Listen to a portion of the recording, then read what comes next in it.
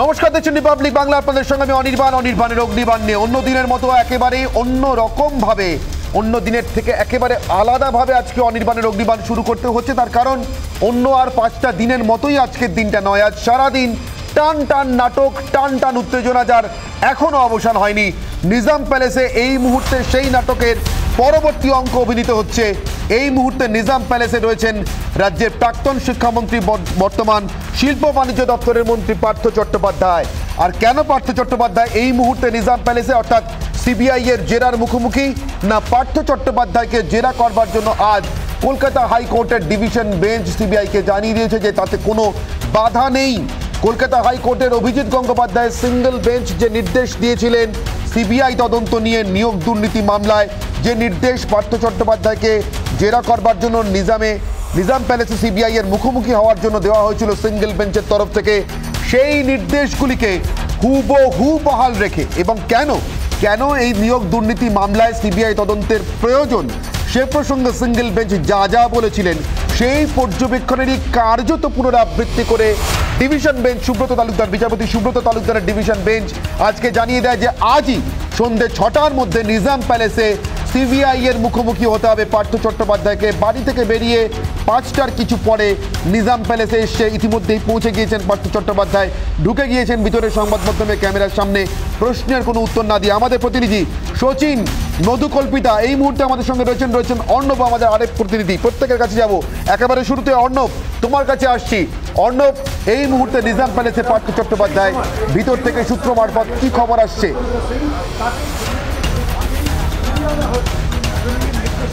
দেখো অনির্বাণ, যদি দেখা যায় তাহলে পার্থ চট্টোপাধ্যায় ঠিক 5:41 নিজাম প্যালেসে প্রবেশ করেছেন এবং এই মুহূর্তে 14 তলার অ্যান্টি কারাপশন ব্রাঞ্চের যে অফিস রয়েছে তিনি সেখানে গেছেন। তার যে জেরা প্রক্রিয়া, সেই প্রক্রিয়া এখনও শুরু হয়নি, আর কিছুক্ষণের মধ্যেই শুরু হতে চলেছে।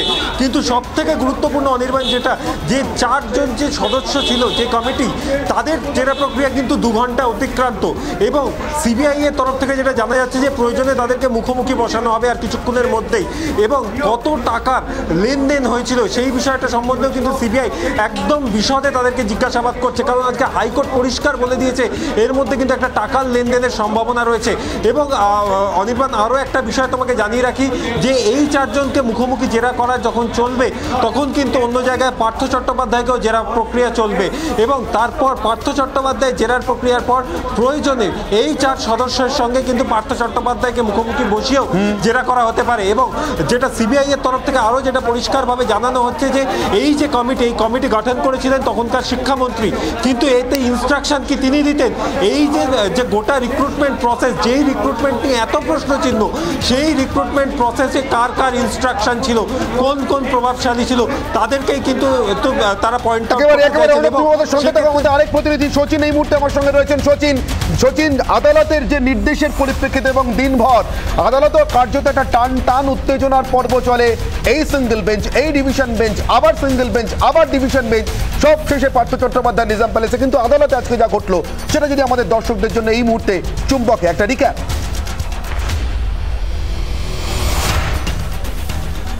একদমই অনির্বাণ, দেখো আদালতে যে টান উত্তেজনাপূর্ণ গোটা দিন, এবং সেই গোটা দিনের মধ্যে পার্থ চট্টোপাধ্যায় একাধিকবার দুটি পৃথক যদি আমরা মামলা দেখি তাহলে সেক্ষেত্রে 2টি পৃথক মামলায় কিন্তু পার্থ চট্টোপাধ্যায়ের যোগ দেখা গিয়েছে, এবং আদালত সেই অনুসারেই কিন্তু নির্দেশ দিয়েছে পার্থ চট্টোপাধ্যায়কে আজকে সন্ধ্যে 6টার মধ্যে তাকে নিজাম প্যালেসে হাজিরা দেওয়ার, এবং সেই মতন কিন্তু 5:41 নাগাদ পার্থ চট্টোপাধ্যায় তিনি নিজাম প্যালেসে এসে পৌঁছেছেন। ফলত গ্রুপ ডি এবং তার সঙ্গে এসএলএসটি যে মামলা, সেই 2টি মামলার ক্ষেত্রে পার্থ চট্টোপাধ্যায়ের কিন্তু ইতিমধ্যেই তিনি নিজাম প্যালেসে এসে উপস্থিত হয়েছেন, এবং তার পাশাপাশি প্রধান বিচারপতির ডিভিশন বেঞ্চে তিনিও কিন্তু, যেটা সূত্র মারফত আমরা জানতে পারছি, পার্থ চট্টোপাধ্যায় তিনি প্রধান বিচারপতির ডিভিশন বেঞ্চে সেখানে কিন্তু দ্রুত শুনানির জন্য, জরুরি ভিত্তিতে শুনানির জন্য তিনি কিন্তু আর্জি জানিয়েছেন পার্থ চট্টোপাধ্যায়ের তরফ থেকে মেল মারফত, তেমনটা আমরা জানতে পারছি। এবং তার পাশাপাশি যেমনটা তুমিও বলছিলে, গোটা দিন ধরে টান উত্তেজনার ভিতর দিয়ে আদালত কক্ষে এক ডিভিশন বেঞ্চ থেকে সিঙ্গেল বেঞ্চ থেকে ডিভিশন বেঞ্চ, এবং এই যে লাগাতার গোটা দিনের যে আদালত কক্ষের এক কক্ষ থেকে অপর কক্ষে যাওয়ার যে টান যে গোটা দিন, এবং সর্বোপরি পার্থ চট্টোপাধ্যায়কে কিন্তু নিজাম প্যালেসে আদালতের নির্দেশে হাজির হতে হলো। একেবারেই সচিন, হাজির হতে হলো, কিন্তু হাজির হওয়ার সেই পদ্ধতিটা, হাজির হওয়ার সেই প্রক্রিয়ার মধ্যেও টান উত্তেজনা বজায় ছিল। এই মুহূর্তে উত্তেজনার আঁচ একরকম ভাবে দেখতে পাচ্ছি অর্ণব। নিজাম প্যালেসে দাঁড়িয়ে সিবিআই এর জেরার যেখানে সম্মুখীন পার্থ চট্টোপাধ্যায়, একরকম ভাবে আজ তুমি দেখেছো সারাদিন কলকাতা হাইকোর্ট থেকে সচিন কিন্তু বাড়ি থেকে বেরিয়ে টালিগঞ্জের নাকতলার বাড়ি থেকে বেরিয়ে নিজাম প্যালেস পর্যন্ত পার্থ চট্টোপাধ্যায় পৌঁছানো, সেখানেও বারবার মনে হয়েছে নিজাম প্যালেসেই যাচ্ছেন তো মধুকল্পিতা। একেবারে অনির্বাণ, সব থেকে গুরুত্বপূর্ণ প্রশ্ন ছিল কিন্তু তখন সেটাই যে নিজাম প্যালেসেই আসছেন তো, নাকতলার বাড়ি থেকে বেরোলেন পার্থ চট্টোপাধ্যায়। সেই ছবিটা আমাদের প্রতিনিধি শ্রেয়সী তুলে ধরলেন। ঠিক তারপরে চলে এলেন পার্থ চট্টোপাধ্যায় এসএসকেএম এর ঠিক সামনে চলে এলেন, এবং যখন এসএসকেএম এর সামনে এলেন তখন হয়তো একটা মুহূর্তের জন্য প্রত্যেকেই ধরে নিয়েছিল যে পার্থ চট্টোপাধ্যায় হয়তো তিনি এসএসকেএম এ যাবেন, কিন্তু তিনি সেটা করেননি। তার গাড়ি সোজা কিন্তু নন্দনের কাছে চলে যায়, এবং নন্দন থেকে যে রাস্তাটা ডান দিক দিয়ে এসএসকেএম এ ঢোকে সেই দিকে ঢুকতে গিয়েও কিন্তু গাড়িটা আবার বাঁ দিকে চলে যায়।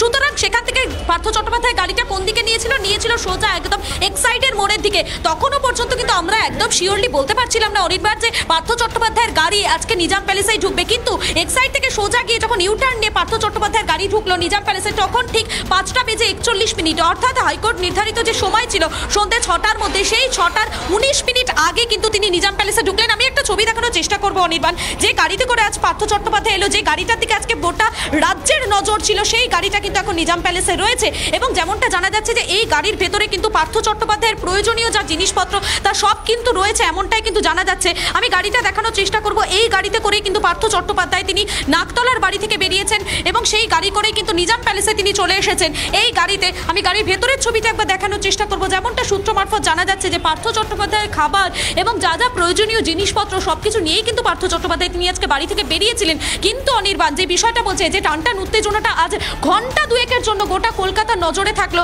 সেই ঘন্টা দুয়েকে আমি আমি আমি একটা ছবি দেখানোর চেষ্টা করব, অনির্বাণ। এই মুহূর্তে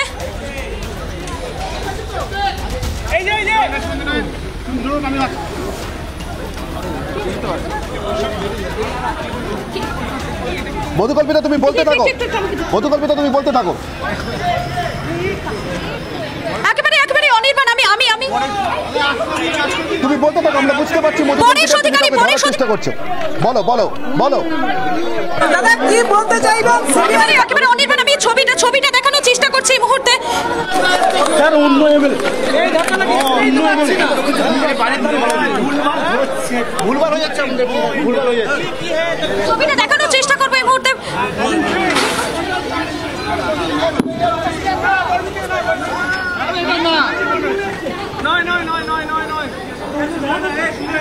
অনির্বাণ, এই মুহূর্তে একটি গাড়ি ঢুকেছে, কোনো এক বিধায়কের গাড়ি, কিন্তু কে ঢুকেছেন সেই ছবিটা আমি দেখানোর চেষ্টা করছি এই মুহূর্তে। একটি গাড়ি ঢুকেছে, সেই ছবিটা আমি দেখানোর চেষ্টা করছি। মধুকল্পিতা আমরা সেই ছবিটা দেখতে পাচ্ছি মধুকল্পিতা, তুমি এবং সচিনের ক্যামেরা সম্ভবত ধরা পড়ছে এই ছবি মধুকল্পিতা।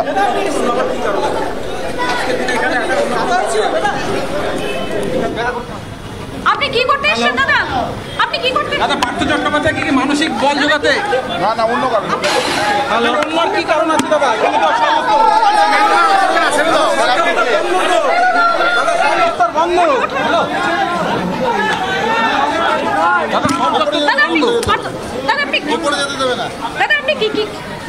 দাদা একবার জানার চেষ্টা করবো। বারুইপুর। দাদা একবার জানার চেষ্টা করবো, আপনি কি পার্থ চট্টোপাধ্যায়ের সঙ্গে দেখা করতে এসেছিলেন? একটু আমাকে ঢুকতে দাও ভেতর দিকে, আমাকে ভেতর দিকে ঢুকতে দাও। দাদা আপনি কি পার্থ চট্টোপাধ্যায়ের সঙ্গে দেখা করতে এসেছিলেন? আমি আমার ব্যক্তিগত কারণে এসেছি, কি জন্য এসেছেন? আমার এক আত্মীয়ের সঙ্গে দেখা করতে এসেছি। আপনি তো ঢুকছেন নিজাম প্যালেসে। হ্যাঁ, তা নিজাম প্যালেসে ঢুকছি, আমার এখানে আত্মীয় তো নিজাম প্যালেসে থাকে না। আপনি নিজাম প্যালেসে আর রিটা এখন তো ছুটি হয়ে গেছে, সরকারি ছুটি হয়ে গেছে, অফিস আওয়ার তো শেষ। দাদা অফিস আওয়ার শেষ, আপনি কি পার্থবাবু পাশে দাঁড়াতে এসেছেন? বিভাসবাবু আপনি কি একটাই প্রশ্ন, আপনি কি পার্থবাবু পাশে দাঁড়াতে এসেছেন?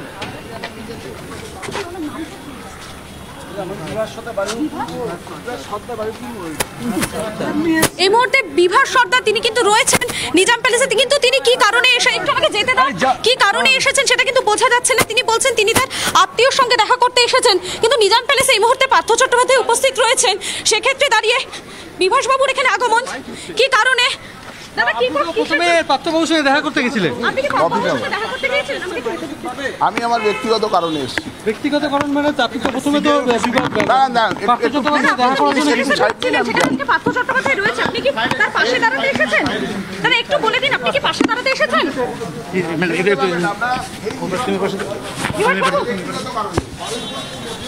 আপনি কি পাশে দাঁড়াতে এসেছেন? ব্যক্তিগত কারণে এসেছি। সামনে গাড়ির কাছে পড়ে যাবে তো। আপনি কি পার্থবাবুর পাশে দাঁড়াতে এসেছেন? আপনি কি করতে এসেছেন? আমার ব্যক্তিগত আপনার সেই কারণটাই জানতে চাইছি। আপনি কি ব্যক্তিগত কারণে এসেছি। সর্দার এই কিন্তু মুহূর্তে আজকে তো আপনারা দেখতে নিজাম পাচ্ছেন প্যালেসে নিজাম প্যালেস থেকে তার ছবি উপস্থিত রয়েছেন তিনি। ব্যক্তিগত কারণে এসেছেন বলে দাবি বিভাস বাবুর। এসো এসো এসো ওটো, সাবধানে ওটো। বিভাসবাবু এক মিনিট দাঁড়িয়ে বলে দিন না ব্যক্তিগত কারণে এসেছি। ওই কারণটাই উড়ে যাবে স্যার। দাদা কারণটাই জানতে চাইছি, কি কারণে? না কি কারণে এসেছেন? আমি ছবিটা দেখানোর চেষ্টা করবো। অনির্বাণ বিভাস সর্দার তিনি কিন্তু ভেতরে ঢুকলেন, কিন্তু কি কারণে এসেছেন আমরা অনেকবার তাকে জিজ্ঞাসা করেছি। মধুকল্পিতা তুমি আমি তোমাকে বলবো যে এই মুহূর্তে মধুকল্পিতা আমি তোমাকে বলবো এই মুহূর্তে তোমার আর এগোনোর প্রয়োজন নেই। এই মুহূর্তে সেন্ট্রাল গভর্নমেন্টের একটি অফিস কমপ্লেক্সের মধ্যে বিভাস সর্দার ঢুকে গিয়েছেন, সিজিও কমপ্লেক্সের ভিতরে আর নিজাম প্যালেসে। সুতরাং এই মুহূর্তে তোমার আর ভিতরে ঢোকার প্রয়োজন নেই। আমাদের ক্যামেরায় যতটুকু ছবি ধরা পড়েছে এবং যা বলেছেন বিভাস সর্দার বারুইপুর পূর্বের বিধায়ক, যে তিনি ব্যক্তিগত কারণে এসছেন, ব্যক্তিগত কারণ নাকি কোনো নির্দিষ্ট আইনি কারণ বা তদন্তের প্রয়োজনে বারুইপুর পূর্বের বিধায়ক এই মুহূর্তে নিজাম প্যালেসে। এই নিয়ে এই মুহূর্তে জল্পনা তুঙ্গে, ঠিক যখন পার্থ চট্টোপাধ্যায় রাজ্যের প্রাক্তন শিক্ষামন্ত্রী এবং বর্তমান শিল্প বাণিজ্য মন্ত্রী নিজাম প্যালেসে সিবিআই এর প্রশ্নের সম্মুখীন, তখনই বিভাস সর্দারের আশা নিয়ে নতুন জল্পনা তৈরি হয়। মধুকল্পিতা তোমাকে আমি অনুরোধ করবো তুমি যেখানে ছিলে সেই জায়গায় চলে যেতে। এই মুহূর্তে আর কোনোভাবেই বিভাস বাবুকে ফলো করবার প্রয়োজন নেই, তার কারণ তিনি নিজাম প্যালেসের ভিতরে নির্দিষ্ট অংশে ঢুকে গিয়েছেন, যেখানে নির্দিষ্টভাবেই আলাদা করে সরকারি অফিসের যে গোপনীয়তা তার আইন রয়েছে। সুতরাং এই মুহূর্তে তুমি বাইরেই থাকো। আমাদের আরেক প্রতিনিধি বিট্টু এই মুহূর্তে আমাদের সঙ্গে রয়েছেন। বিট্টু, জানতে চাইবো তোমার কাছ থেকে এই মুহূর্তে কি দেখতে পাচ্ছ তুমি?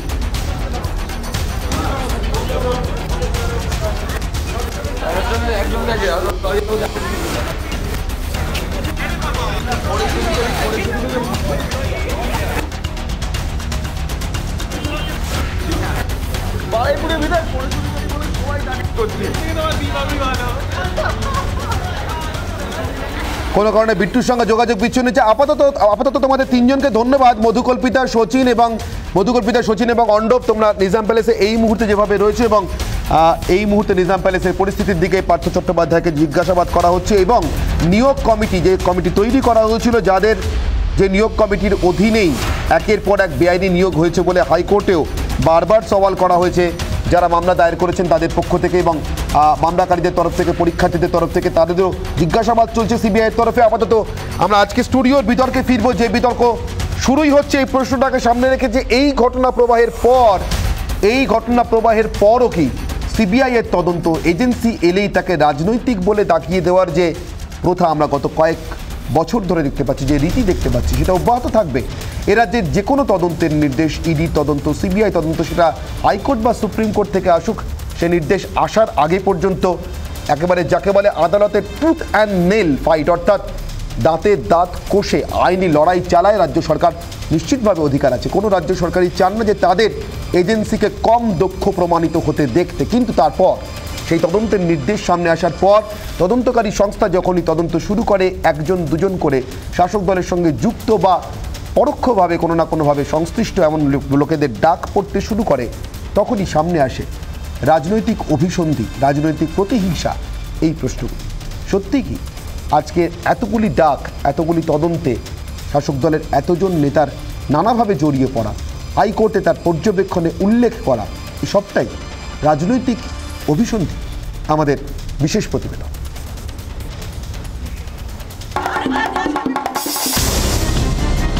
111 পাতার রায়ের ছত্রে ছত্রে দুর্নীতির পর্যবেক্ষণ। হাইকোর্টের ডিভিশন বেঞ্চের পর্যবেক্ষণ, দুর্নীতি হয়েছে এবং হয়েছে বড় সড় স্তরে, যার সঙ্গে যোগ একেবারে উপরতলা। এই দায় অস্বীকার করতে পারে না স্কুল সার্ভিস কমিশন। ডিভিশন বেঞ্চের পর্যবেক্ষণ মন্ত্রীর বিরুদ্ধে যেখানে অভিযোগ, রাজ্য পুলিশ সেই অভিযোগের তদন্তে সক্ষম না। এসএসসি নিয়োগ দুর্নীতি মামলায় সিঙ্গেল বেঞ্চের মতোই সিবিআই তদন্তের পক্ষে রায় দিল ডিভিশন বেঞ্চ। পার্থ চট্টোপাধ্যায়কে সন্ধ্যা 6টার মধ্যে সিবিআই দপ্তরে হাজির হতে হবে, অন্যথায় সেটা আদালত অবমাননার সামিল হবে। অবভিয়াসলি তিনি যদি সিবিআই এই তদন্তে সহযোগিতা না করেন, অবভিয়াসলি সিবিআই তার প্রয়োজনীয় পদক্ষেপ করবেন। এবং শুধু তাই নয়, যেহেতু এই বৃহৎ স্ক্যাম হয়েছে, তাই এই বৃহৎ স্ক্যাম আনার্ট করার জন্য কাস্টোডিয়াল ইন্ট্রোগেশন অত্যন্ত জরুরি। এই নির্দেশের পরই তৎকালীন শিক্ষামন্ত্রী পার্থ চট্টোপাধ্যায়ের সঙ্গে দলের দূরত্ব তৈরি শুরু। কেউ বা কারা তাদের কোনো কাজে যদি সাধারণ ছাত্রছাত্রীদের ক্ষতি হয়ে থাকে, সাধারণ মানুষের ক্ষতি হয়ে থাকে, তাহলে নিশ্চিতভাবে আইনের পথে চলবে। দল এবং সরকার তাদের সবাই মিলে দায়ী করাটা কিন্তু ঠিক হবে না। রাজ্যে কোনো তদন্তে সিবিআই এলেই শাসক দলে রাজনৈতিক আক্রমণের অভিযোগ তুলে গেল রব ওঠে। এসএসসি মামলায় হাইকোর্টের সিঙ্গেল বেঞ্চের পর ডিভিশন বেঞ্চও বড়সড় দুর্নীতির যোগসূত্র দেখছে। দুর্নীতি যে হয়েছে নিশ্চিত আদালত, কেন্দ্রীয় এজেন্সি তদন্তে আসছে হাইকোর্টের নির্দেশেই। প্রশ্ন উঠছে, এরপরেও সিবিআই তদন্তের নির্দেশ রাজনৈতিক বলে দাবি করবে শাসক দল? রিপাবলিক বাংলা।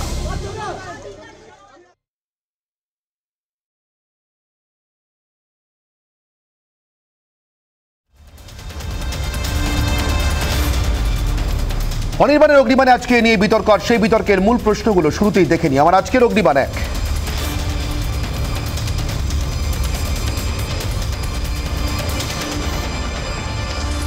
দায়িত্ব যদি ব্যক্তিরই হয়, যেমনটা বলছিলেন একটু আগে কুণাল ঘোষ, তাহলে সিবিআই তদন্ততে রাজনৈতিক দাগ কেন?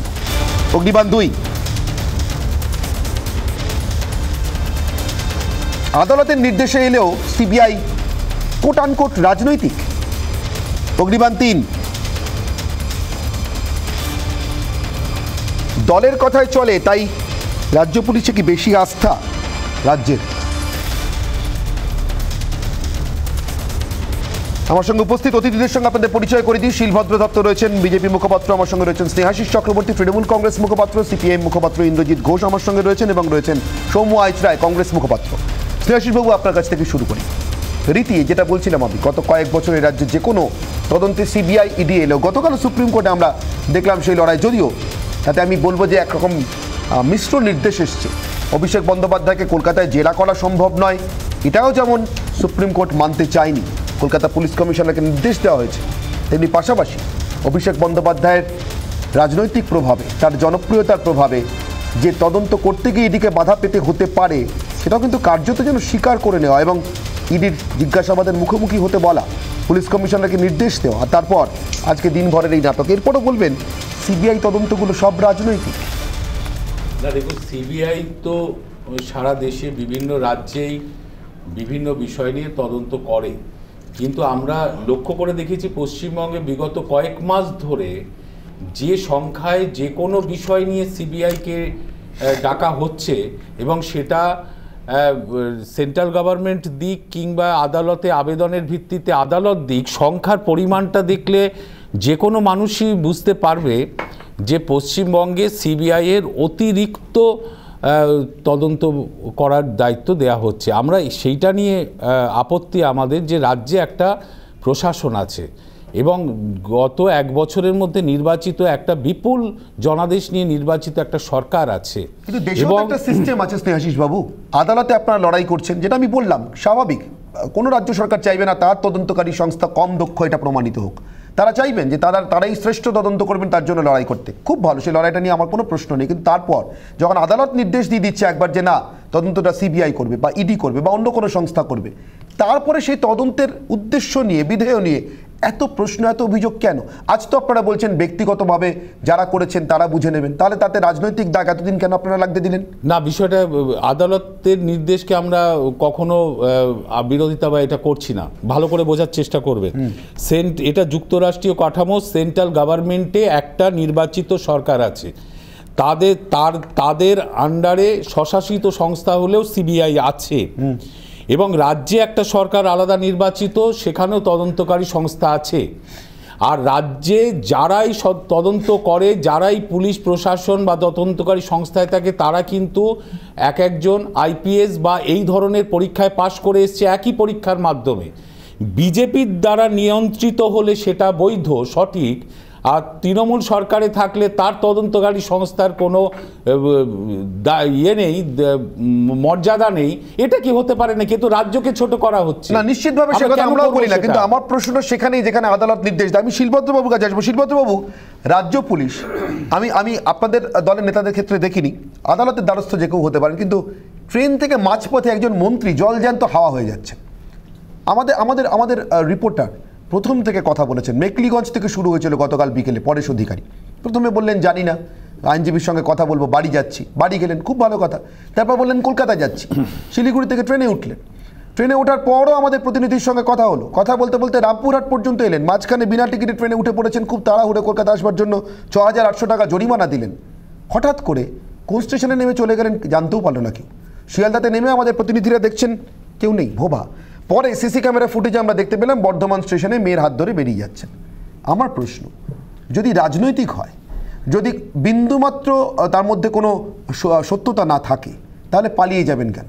আর সিবিআই ডাকলেই পালিয়ে যাচ্ছেন, এটা কি সিবিআই এর বদনাম নাকি মন্ত্রীদের ক্ষেত্রে অতিরিক্ত ভয়? কি মনে হয় আপনার শিলভদ্র? দেখুন, একটা কথা হচ্ছে, স্নেহাশিস যেটা বলছিল যে যেই নিয়োগ করুক কেন্দ্র বা কোর্ট, সিবিআই নিয়োগটা কেন্দ্র সরাসরি করতে পারে না, একটা নিয়োগও কেন্দ্রের করা নয়, কারণ রাজ্য সরকারের অনুমতি ছাড়া নিয়োগ হয় না। যেটা করছে কোর্ট। এবার আমার প্রশ্ন হচ্ছে, আমি ছোট করছি না, আমার এখানকার পুলিশ অপদার্থ আর সিবিআই সব একদম পদার্থ, এটা নিশ্চয়ই বলার জায়গায় নেই, কারণ সিবিআইও অনেক কেস পারেনি, এটা প্রমাণ আছে। কিন্তু আমার কথা হচ্ছে, কেন হাইকোর্টের জাজেরা এটা মনে করছেন যে রাজ্য সরকারের পুলিশ অপদার্থ বলছেন না? আজকের এই রায়টাতে আমার মনে হয় এরকম বলা, মানে এরকমই একটা ভাব প্রকাশ করা হয়েছে বোধহয়, যে যেহেতু রাজ্যের একজন নামী মন্ত্রী, সেখানে রাজ্য পুলিশের উপর ভরসা রাখা যাচ্ছে না। এই ভরসাটা কেন কোর্টের থাকছে না? আমার কথা হচ্ছে, নিয়োগটা কোর্ট করছেন, আমরা আবেদন করতে পারি, বিজেপির তরফ থেকে, কংগ্রেসের তরফ থেকে, সিপিএমের তরফ থেকে আবেদন করতে পারে, সাধারণ মানুষের আবেদনের উপরও কিন্তু হচ্ছে এটা।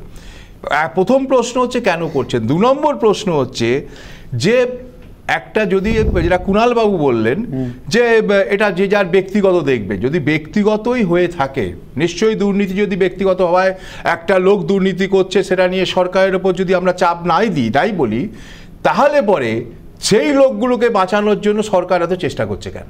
এক্স্যাক্টলি, আমার এটাই প্রশ্ন।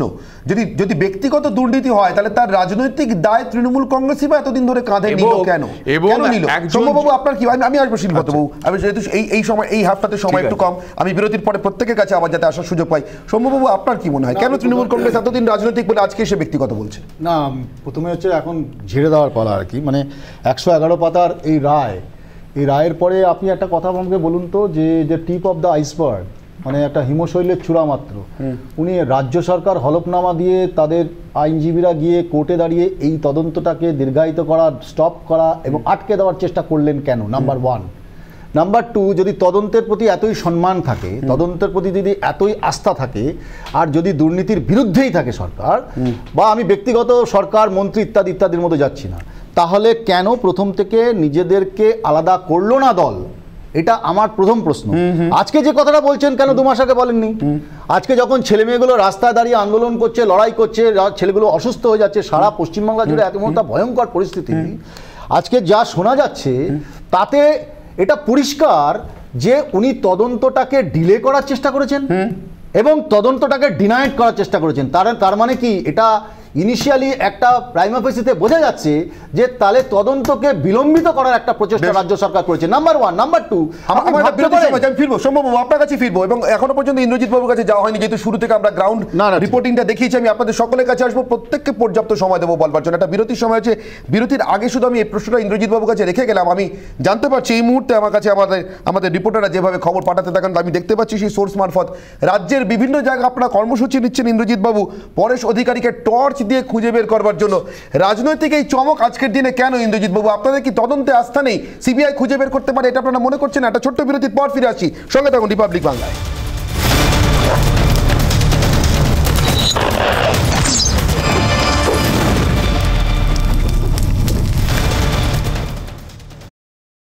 যে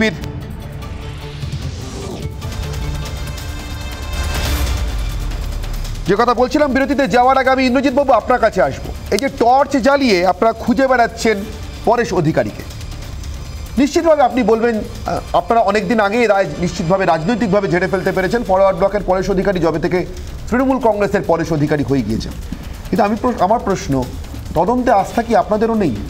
একরকমভাবে অনাস্থা প্রকাশ করছে তৃণমূল কংগ্রেস রাজনৈতিক বলে, আপনার টর্চ নিয়ে কি চমকের রাজনীতি? প্রথম এবং প্রাইমারি কথা বলি যে পরেশ অধিকারী, সে মেয়ে অঙ্কিতা অধিকারী, যেদিন পরেশ অধিকারী বামফ্রন্ট থেকে তৃণমূলে জয়েন করেছে সেদিন এই চুরিটা শিখেছে, তারপরে হচ্ছে চুরি করে আজকে নিজের মেয়েকে চাকরি দিয়েছে। এ নিয়ে আমাদের কোনো ডাউট নেই। বামফ্রন্টের থাকাকালীন বামফ্রন্টের নেতারা মন্ত্রীরা চুরি করবে এই জিনিস বামফ্রন্ট শেখায় না, তৃণমূল চুরি করতে শেখায়। পরেশ অধিকারী সেই চুরি করার লোভেই বামফ্রন্ট থেকে তৃণমূল কংগ্রেস। একটা ছোট্ট প্রশ্ন করবো, একটা ছোট্ট প্রশ্ন আপনি বলবেন আমি একটা ছোট্ট প্রশ্ন করছি, একটা আমি নৈতিকতার জায়গা থেকে, রাজনীতি তো নৈতিকতা বিবর্জিত নয়, তাই বলছি আপনি একটু সৎভাবে প্লিজ উত্তর দেবেন। পরেশ অধিকারী মানে ভাবুন, আজকের দিন পর্যন্ত বাল্মীকি, আমরা উল্টোটা জানতাম, আজকের দিন পর্যন্ত বাল্মীকি, বামফ্রন্ট, ফরওয়ার্ড ব্লক পরেশ অধিকারী, কালকে তৃণমূল কংগ্রেস, কাল থেকে রত্নাকর, হয় এভাবে সবটা ঠেলে দিচ্ছেন তৃণমূল কংগ্রেসের কাঁধে। আপনাকে জানতে হবে যে যে ডেটে তৃণমূল কংগ্রেস জয়েন করছে তারপরে কিন্তু চুরির অভিযোগগুলো আসছে, তার আগে পর্যন্ত পরেশ অধিকারের নামে চুরির অভিযোগ ছিল না। তাহলে কি ভাবেন, পার্থ চ্যাটার্জি শিক্ষামন্ত্রী তৃণমূলের ফ্ল্যাগ দিলেন এবং তারপরে তিনি তার মেয়ের হচ্ছে চাকরি হলো, এটা কিভাবে? আপনাকে তো বুঝতে হবে যে বাল্মীকি রত্নাকর থেকে এই বিষয়টা নয়, চুরি করবো বলে তৃণমূল কংগ্রেসে গেছি, বামফ্রন্টে চুরি করতে পারছিলাম না, চুরি করবো বলে তৃণমূল করে গেছি, চোর হবো বলে তৃণমূল কংগ্রেসে গেছি এবং চুরি করেছি, ধরা পড়েছি, তাই ট্রেন থেকে পালিয়ে বাঁচছি। সারা পশ্চিমবঙ্গের জনগণ পরেশ অধিকারীদের পালিয়ে বাঁচতে দেবে না। আজকে সারা পশ্চিমবঙ্গ জুড়ে ডিওয়াইএফআই রাস্তায় নেমেছে, পার্থ চ্যাটার্জি, পরেশ অধিকারী, কুণাল ঘোষের চোরেদেরকে গ্রেফতার করতে হবে।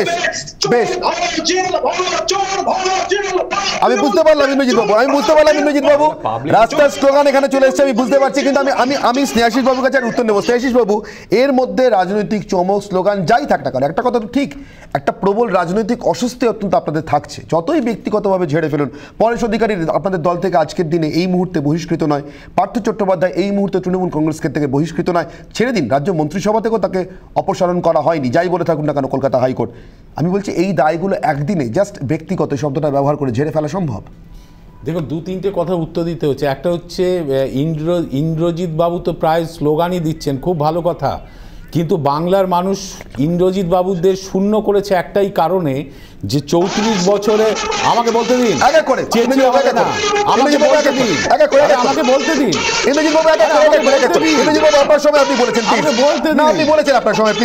আমি সবাইকে নিজের সময় বলার সুযোগ দিই, আপনাকে বলার সুযোগ দেবো ইন্দ্রজিৎ বাবু, আপনার সময় বলবেন প্লিজ, এক এক করে বলতে দিন।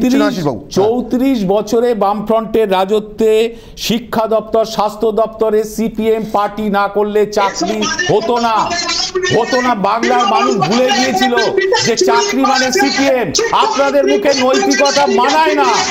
আপনারা 10,000 শিক্ষকের জীবন নষ্ট করেছেন ত্রিপুরায়। আপনারা এইসব বলে লাভ নেই, মানুষ তো ছুঁড়ে ফেলেছে এই কারণে। আপনাদের এই চেঁচিয়ে লাভ নেই। সিপিএম মানে চাকরি, এটা ছিল পশ্চিমবঙ্গের স্বাভাবিক চিত্র। কিন্তু এবার আমি যেটা বলি সেটা হলো, ঠিক আছে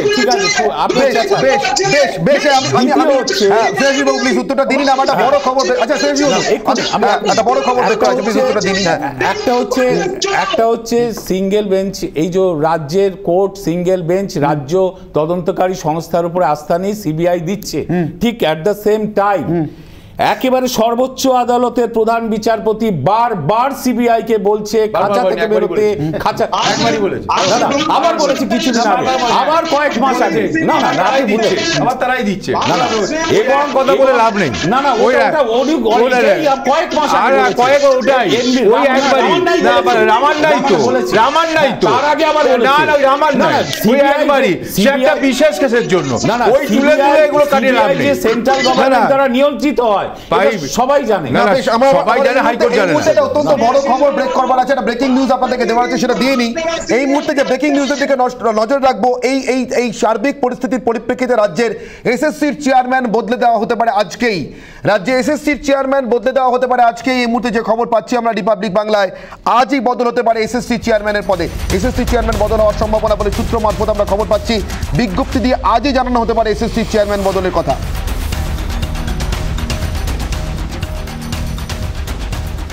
বিজ্ঞপ্তি জারি করে আজকেই চেয়ারম্যান বদল করা হতে পারে, আমরা খবর পাচ্ছি এসএসসি সূত্রে। এই মুহূর্তে রাজ্য জুড়ে নিয়োগ দুর্নীতির অভিযোগে রীতিমতো কোণঠাসা রাজ্য সরকার। একের পর এক তদন্তের নির্দেশ, সিবিআই তদন্তের নির্দেশ, এবং সেই তদন্তে তৎকালীন শিক্ষামন্ত্রীকে সিবিআই এর জেরা করবার অনুমতি, প্রয়োজনে হেফাজতে নিয়ে জেরা করবার অনুমতি হাইকোর্টের তরফ থেকে দেওয়ার পর এই মুহূর্তে এসএসসি চেয়ারম্যান বদল হওয়ার জন্য একটা তৎপরতা শুরু হয়েছে এসএসসি চেয়ারম্যানকে বদল করবার জন্য। বিজ্ঞপ্তি দিয়ে চেয়ারম্যান বদলানো হতে পারে আজই, এমনই খবর মিলছে আমাদের এসএসসি সূত্রে। বারবার করে এসএসসি ভূমিকা নিয়ে প্রশ্ন উঠেছে। বিশেষ নিয়োগ কমিটি, সেই কমিটির নিয়োগ এবং সেই কমিটি যাদেরকে নিয়োগ দিয়েছিল তাদেরকে নিয়ে প্রশ্ন উঠেছে।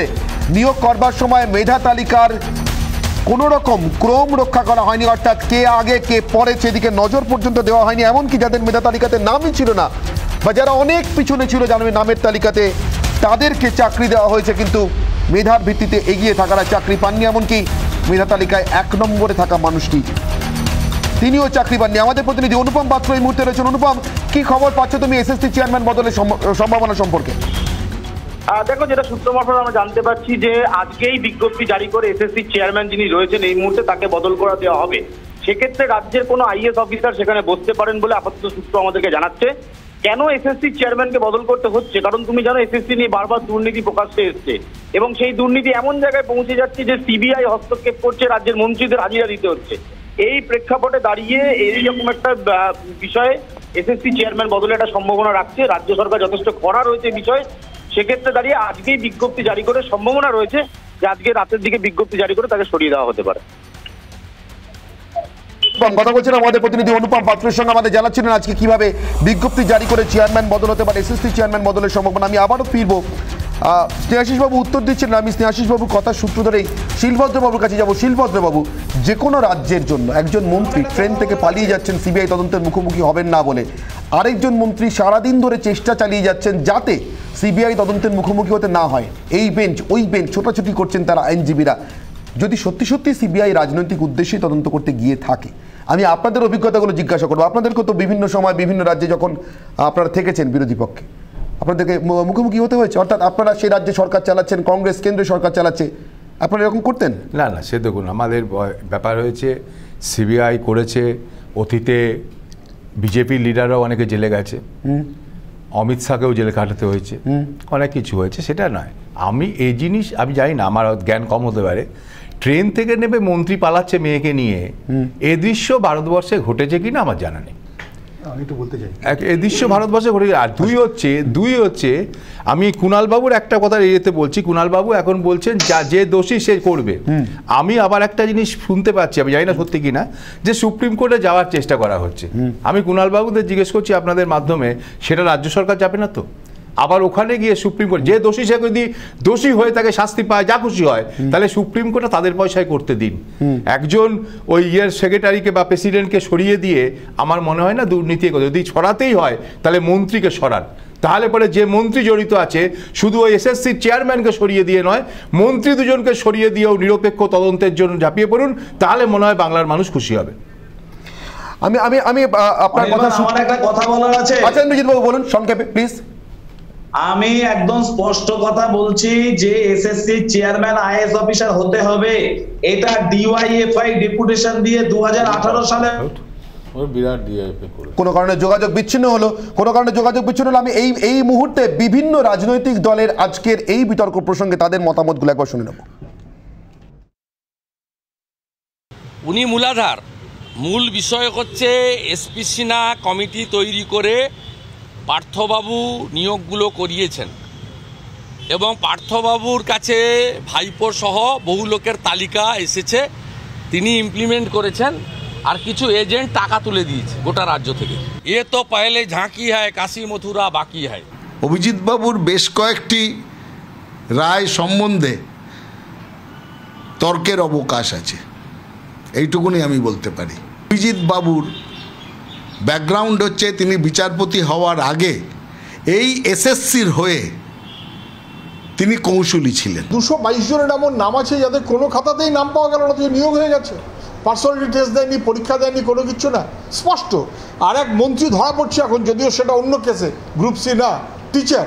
সেই মন্ত্রীর মেয়ে, মন্ত্রী যেহেতু তৃণমূলে জয়েন করেছেন, অতএব তার প্রাইজ হচ্ছে মন্ত্রীর মেয়ের টিচারই, তারও লিস্টে কোথাও নাম নেই। শিক্ষামন্ত্রী কে ছিলেন? শিক্ষামন্ত্রী কী করে এগুলো সব করলেন? ফলে স্বাভাবিক কারণেই ধরা পড়ার কথা বাঘের কমিটি রিপোর্টের পর স্পষ্ট হয়ে গেছে। আজকে ডিভিশন বেঞ্চ সঙ্গত কারণেই যুক্তি দিয়ে তারা বলেছেন কেন তারা ডিভিশন বেঞ্চের রায়কে বহাল রাখছেন। এটা একেবারে নিশ্চিতভাবে যে নিয়োগে দুর্নীতি হয়েছে, এটা প্রমাণিত হয়েছে। ভারত সরকার কোনো মতেই দুর্নীতিপরায়ণভাবে শিক্ষক নিয়োগ এটা কিন্তু সহ্য করবে না।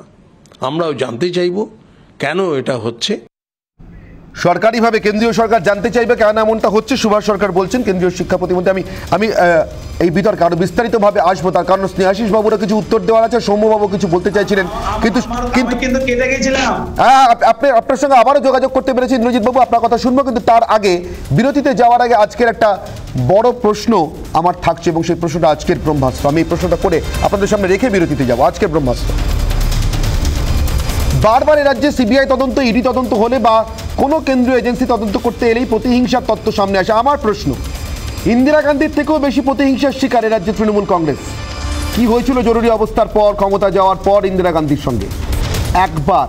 একদিনের জন্য ভারতের প্রাক্তন প্রধানমন্ত্রী তো বলেননি তিনি রাজনৈতিক প্রতিহিংসার শিকার।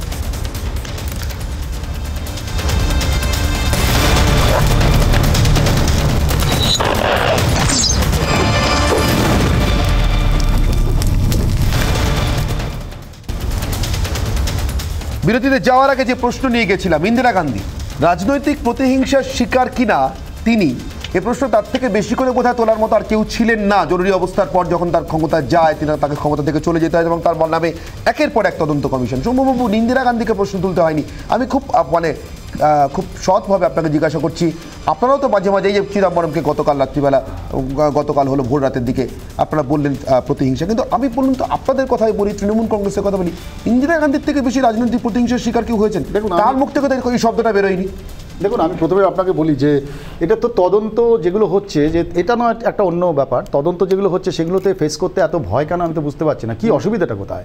এই নিদর্শন তো ভারতবর্ষে অনেক আছে। ইন্দিরা গান্ধী, সুখরাম, রাজীব গান্ধী তার জীবদ্দশায় তার জাস্টিস পেলেন না। একটা সরকার 64 কোটি টাকার কেলেঙ্কারির একটা ভুয়ো দলিল তুলে বোফোর্স মামলা, একটা সরকার চলে গেল। রাজীব গান্ধী মৃত্যুর পরে তার থেকে ক্লিন চিট পেলেন। এই ভারতবর্ষ দেখেছে যে আমাদের সরকার, কংগ্রেসের সরকার থাকা সত্ত্বেও কালমাডিকে জেলে যেতে হয়েছে, কানিমোজিকে জেলে যেতে হয়েছে, এ রাজাকে জেলে যেতে হয়েছে। 18 বার, কালকে পরশুদিন 18টা জায়গায় সিবিআই রেড করেছে। কিন্তু কথা হচ্ছে চিদম্বরমের বাড়িতে, আমার কথা হচ্ছে কোর্ট নির্দেশে। আমার কথা হচ্ছে যে এই যে একটা সরকার চলছে, যেটা বলি আমরা ভারত পশ্চিমবঙ্গে দেখেছিলাম পিসি সরকার, ম্যাজিশিয়ান, একটা ট্রেন গায়েব করে দিয়েছিল। কিন্তু পিসির সরকার চলছে, যে সরকারের ট্রেন থেকে একজন মন্ত্রী গায়েব হয়ে যাচ্ছে, ট্রেন থেকে মন্ত্রী গায়েব হয়ে যাচ্ছে। আমি শিলভদ্র বাবুর কাছে আসবো, 30 সেকেন্ড। শিলভদ্র বাবু, আমার ব্রহ্মাস্ত্রের প্রশ্ন ছিল। না, দেখুন, বিষয়টা হচ্ছে, আমি যদি সৎ হই, আমি যদি মনে করি আমি দোষী নয়, তাহলে আমাকে এইসব কথা বলতে হবে না। আমি তদন্তের সামনে গিয়ে দাঁড়াবো। আমি গাড়ি থেকে নেবেও পালাবো না। আর যাবার আগে একবার পিজি হসপিটালে ঢুকবো না, একবার নন্দনে ঢুকবো না, একবার ইয়েতে যাবো, করবো না। আবার বাঁচবার জন্য সকালবেলা একবার কোর্টে যাবো, বিকেলে একবার করবো না। আমার মধ্যে ভয় আছে বলেই একজন জেলা প্রেসিডেন্ট, তিনি শুধু হসপিটালে ঢুকছেন আর বেরোচ্ছেন, আর তৃণমূলের এই সব নেতারা পালিয়ে বেড়াচ্ছেন। তাই যখন বাঁচবার জন্য এগুলো বলতে হবে সব ইয়েতে, কিন্তু একটা কেসও কোনো রাজনৈতিক দল করেনি, সবকটা কেস হাইকোর্ট করেছে। তাই যদি কিছু বলার থাকে হাইকোর্টে বলুন। আমি ইন্দ্রজিৎ বাবুর কাছে যাবো। ইন্দ্রজিৎ বাবু, প্লিজ। প্রথম কথা বলি, ট্রেন থেকে মন্ত্রী পালায় আর শিক্ষামন্ত্রীকে সিবিআই এর দপ্তরে হানা দিতে হয়। এই চোরেদের সরকারকে অবিলম্বে জনগণের ভোটে জিতেছে বলে চুরি করার অধিকার কে দিয়েছে? তৃণমূল কংগ্রেসকে। আর ভোটে জিতলেই চুরি করার অধিকারকে মানুষ সার্টিফাইড করে না। যেদিন চোরেদের খুঁজে পাবে শ্রীলঙ্কার নেতাদের মতো রাস্তায় দৌড় করিয়ে ছাড়বে, তৃণমূল কংগ্রেসের খুব শীঘ্রই সেই দুর্দিন আসছে পশ্চিমবঙ্গে। এইটা যেন তৃণমূল কংগ্রেসের নেতা নেত্রীরা ভুলে না যায়। এসএসসি চেয়ারম্যানকে বদল করে আইএস অফিসারকে করতে হবে, এটা আমরা 4 বছর ধরে বলে আসছি। এটা অবিলম্বে তাই করতে হবে। পিএসসি চেয়ারম্যান আইএস অফিসার চাই আমরা দাবি। আমি ইন্দ্রজিৎ বাবু, আপনার সময় শেষ। আমি স্নেহাশিস বাবুর কাছে আসবো। স্নেহাশিস বাবু, অবশেষে আপনারা হয়তো সেই ট্র্যাকে এলেন যে ট্র্যাকে এলে কলঙ্ক মুক্ত থাকা যায়, প্রশ্নমুক্ত থাকা যায়, কিন্তু অনেকটা দেরি হয়ে গেল, এতগুলো ছেলেমেয়ের ভবিষ্যৎ নষ্ট হয়ে গেল। স্নেহাশিস বাবু, না দেখুন, আমি ইন্দ্রজিৎ বাবুর একটা কথা বলি যে চ্যানেল থেকে, প্যানেল থেকে, জনসভা থেকে অভিযোগের ভিত্তিতে তো নির্দিষ্ট হয় না কে চোর বা কে চোর নয়। এটা বিচার চলছে, বিচারের মাধ্যমে ঠিক হয়। বোফোর্স কেলেঙ্কারি নিয়ে রাজীব গান্ধীকে একেবারে কালিমালিপ্ত করেছিল সিপিএম পার্টি। পরবর্তীকালে কিন্তু প্রমাণ হয়েছিল রাজীব গান্ধী নির্দোষ ছিলেন এবং এই আন্দোলনের ফলে কিন্তু একটা সরকার বদল হয়ে গিয়েছিল। ফলে আইনি লড়াইয়ের অধিকার কিন্তু সবার আছে।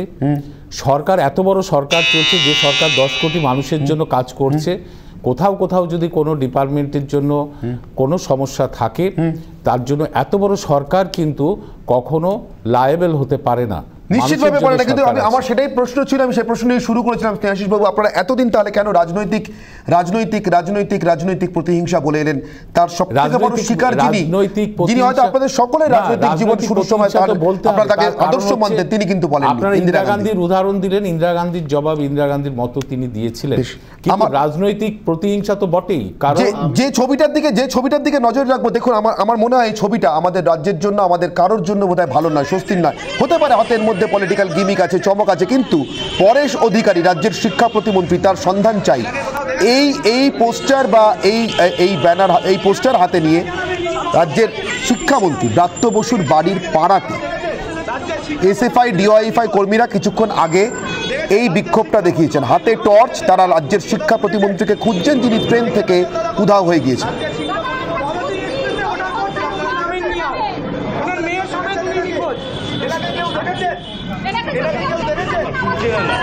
আমাদের প্রতিনিধি বিক্রান্ত রয়েছেন। বিক্রান্ত, জানতে চাইবো এই অভিনব কর্মসূচি সম্পর্কে। দেখো অনির্বাণ দা, এই যে অভিনব কর্মসূচি, এই কর্মসূচি কিন্তু এখনো চলছে, যেটা চলছে কালিন্দিতে। রাজ্যের যিনি বর্তমান শিক্ষামন্ত্রী ব্রাত্য বসু রয়েছেন, সেই ব্রাত্য বসুর ওখানেই কিন্তু এই কর্মসূচি চলছে। এবং যেটা দেখা যাচ্ছে এখানে কিন্তু প্রচুর পুলিশও মোতায়েন রয়েছে র্যাব।